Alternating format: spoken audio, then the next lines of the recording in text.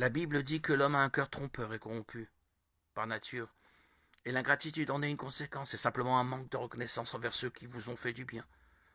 Soyez honnête, combien de fois avez-vous remercié Dieu pour quelque chose aujourd'hui et au cours de la dernière semaine? Combien de fois avez-vous dit merci au Seigneur lorsqu'une personne devient ingrate?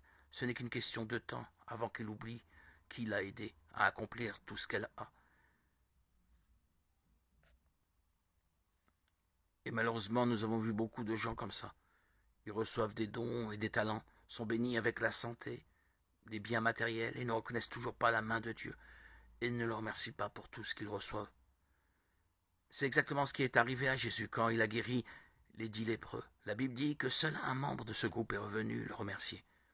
Et le Christ lui-même a été surpris du manque de gratitude des 9 autres. Rappelons que cet homme qui l'a remercié n'était même pas juif, il faisait partie d'un peuple considéré comme inférieur. Et savez-vous ce que cela nous enseigne? Que les personnes qui ont été sauvées par Jésus peuvent tomber dans la même erreur de ne pas reconnaître l'amour et la miséricorde de Dieu, parce qu'elles s'y sont habituées. Alors, mes frères et sœurs, rappelez-vous chaque jour le grand œuvre que le Seigneur a accompli dans votre vie et remerciez-le beaucoup. Jésus est sur le point de revenir très bientôt.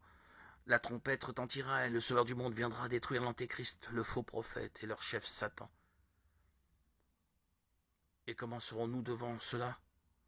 Chercherons-nous le Seigneur tant qu'il en est encore temps ou continuerons-nous à vivre comme si Jésus ne reviendrait jamais?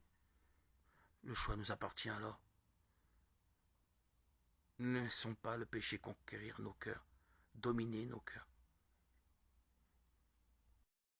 Les anges sont des messagers célestes de Dieu, qui travaillent en notre faveur. La Bible dit qu'ils sont envoyés pour servir ceux qui hériteront du salut. De plus, ils sont également des adorateurs du Seigneur, des guerriers qui combattent des batailles spirituelles et des protecteurs des personnes, veillant toujours sur elles au nom de Jésus. Le soin de ces êtres célestes envers la création de Dieu est si grand que si nous examinons les passages de la Bible, nous verrons qu'ils sont toujours apparus aux serviteurs du Seigneur en disant « N'ayez pas peur ».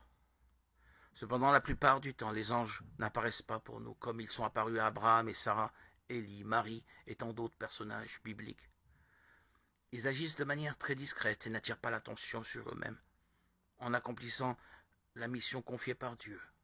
Et bien que le Seigneur ait appelé ses messagers célestes à travailler en notre faveur, il a également appelé des anges à travailler dans notre vie de manière très profonde, que nous ne voyons souvent pas.